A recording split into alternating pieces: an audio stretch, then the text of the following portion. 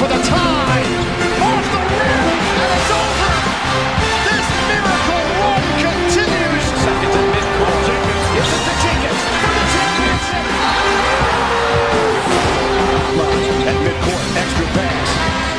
And again. All of a sudden, they were best free throw shooter. Five in the stretch.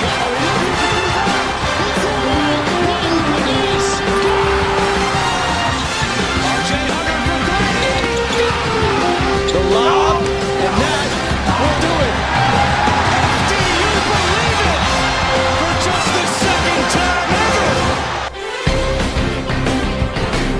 ever. Hello and welcome to the pilot episode of Minardi Madness. As you can imagine by the name, I will be talking about college basketball. March is officially here, so gonna have a lot of great games coming up. But I'm gonna be bringing some people on set. We're going to talk about all the games, but without further ado, let's get into it right now. Starting off, as I just mentioned, March is here. Conference tournaments are starting up this week. Teams are going to be punching their tickets to the tournament, and I can't wait for it. There's a lot to cover, so how about we start with the games this past weekend. 23 ranked teams in action. Earlier in the day, we saw Baylor take down Kansas at home, and just a great win for them. Their freshmen have shown a ton of improvement since the beginning of the season, and they're a huge factor for their success. In this game, Ray J. Dennis led the Bears with 19 points, 10 assists, along with Caden Nunn dropping 18. On the other hand, though, not too good for Kansas. 2 straight losses, and I have said it a lot, not too confident in this Kansas team.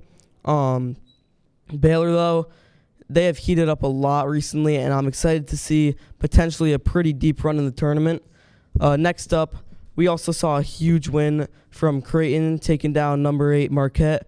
This is another team who is heating up, and they've really started to prove themselves recently, winning this game and also taking down number 1 UConn. I think this team has Final Four potential come tournament time. Let's talk about a few more from this Saturday. Duke versus Virginia. Crazy Duke performance, very impressive, 73-48. But I also don't think Virginia is that good. Their offense is just really lackluster. It looks like they really struggle to score a lot of points. I mean, you see them score 40, 50 points in most games. But nice game from Filipowski, 21 points. Tyrese Proctor had 15. And then this weekend, Saturday, North Carolina will be facing Duke for the second time this season. So looking forward to that. But in comparison to UNC's game against Virginia, much better performance by Duke. UNC only won that by 10. Meanwhile, Duke won by a landslide. The first time these two teams met earlier in the season, UNC looked like the clear better team, to be honest. But excluding any bias at all, I think since then Duke has looked much better. Only giving up 1 loss since then to Wake Forest on the road. I'll give some predictions for the upcoming games, including that one on Saturday. But that'll be near the end of the segment. Just want to quick cover a few more things from this past weekend. Houston picked up a win on the road. I'll talk about them in a little. Then Tennessee went on the road. They beat Alabama, which I have to say Tennessee is really impressing me as of lately. And, of course, a big part of it is Dalton Connect. I mean, the guy is just crazy, and even if he's not scoring, he's getting doubled, which leads to his teammates getting open. So just the effect of him being on the court for Tennessee is huge, and I think he's going to have a huge March, and he's going to lead them to make a big run. Then last, on Saturday night, we saw Gonzaga. They took down St. Mary's. St. Mary's is a very good team. They took down Gonzaga the first game, and they've won 15 straight in the conference until Gonzaga took them down. But great win for Gonzaga, though. They controlled the game at all times. They just dominated. Ryan Nembhard had a great game, 20 points, 10 assists, along with Graham, who also had a great performance. He had 24 points, 10 boards. Gonzaga has been heating up and looks way better than they did earlier in the season.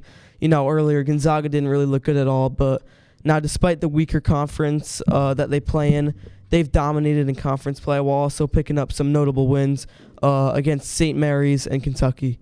Moving on now in the rankings, this week there are some more notable changes. Tennessee replaces Arizona at 4, and I think they definitely deserve the spot.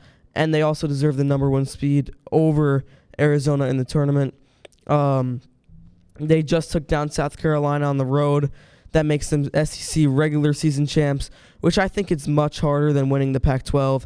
I also just think Tennessee is a better team overall. After that, Arizona has moved to 5, along with Iowa State being back at 6. Then UNC, Marquette, and Duke trail after that. As I said, there could be some changes there with the Duke and UNC game. I think Duke could take that one. Then next, I'm going to be talking about some other teams in the top 25, along with some teams who are not ranked, but they definitely look dangerous. Then instead of my top 15, I'll give some Saturday game predictions. All this will be coming right after this quick break. All right, welcome back. Going right back to where we left off. At number 10, Creighton has been placed at right there. Like I said before, this team has some serious potential in the tournament. And another team who I also mentioned catching some fire is placed right after them at 11, Baylor. They picked up another big win after the Kansas game, this time against Texas. This was actually a great game to watch. Texas was big early, but Baylor fought through adversity, completed the comeback.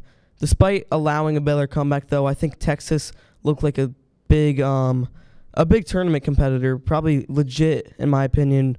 Max Asmus in the loss dropped a huge 33 points, along with Caden Shedrick adding 14. But not only that, I think a huge impact player for them is Chendell Weaver, who is an amazing defender. He's been making huge plays on the defensive end with his athleticism. And then for Texas as a whole, though, I think they could just be a potential sleeper team in March, maybe making a little run, because they've been playing pretty impressive in a very tough Big 12 conference. Next up, Kansas has been moved way back to 14, while Kentucky moves back to 15. For these two teams, I think Kansas is declining, while Kentucky is showing a lot of potential. Kansas is really going to have to depend on McCullough. They're going to have to depend on him to win as they go on. Kentucky, right after them, like I said last week, just has so much talent, and they have the ability to put it all together. They just need to stay solid on the defensive end. With Kentucky heating back up, I really think they could be another dangerous team. And then another Big 12 team who I think other teams need to watch out for is BYU. This team is really slept on, but we saw it last week. They take out Kansas, and they nearly broke Iowa State's undefeated home record Wednesday night. They have serious outside threats. They could shoot it, and they're another Big 12 team who has March potential. There's really 8 or 9 teams in the Big 12 tournament that could make the NCAA tournament, and it's just crazy. Moving on, conference tournaments have started this week with the sort of lesser-known conferences, and then next week we'll have the rest of the tournaments. But right now I have some predictions for Saturday. 3 games. First one is Kentucky versus Tennessee. I think Kentucky looks great right now, but give me Tennessee anyway. They won the last matchup, and they'll be at home this time. And just with the way Dalton Connect has been playing, I don't see Kentucky winning. Even with how good they look, I think they have a chance. I wouldn't be insanely surprised if they somehow come away with a win, but I think Tennessee definitely has the edge over them. Next, the game after that, Houston versus Kansas. You could say I'm making an obvious pick because it's number 1 versus 14, but all Big 12 games are close, and you never know. Kansas will always be a good team. Anyways, give me Houston. I think they're just a way better team, and Kansas isn't at Allen Fieldhouse, making it even worse for them. And then last game of the weekend, or not the weekend, last big game of Saturday, the biggest one of the day, Duke versus UNC, and this time I think I definitely see a different outcome. Duke is at home this time, and they look a lot better since the first matchup.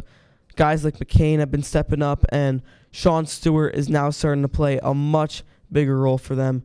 So I'm going to take Duke, and those are my 3 picks. So with that, thank you for watching. That is the first pilot episode of my new show, and stay tuned for upcoming weeks. The NCAA tournament is starting up.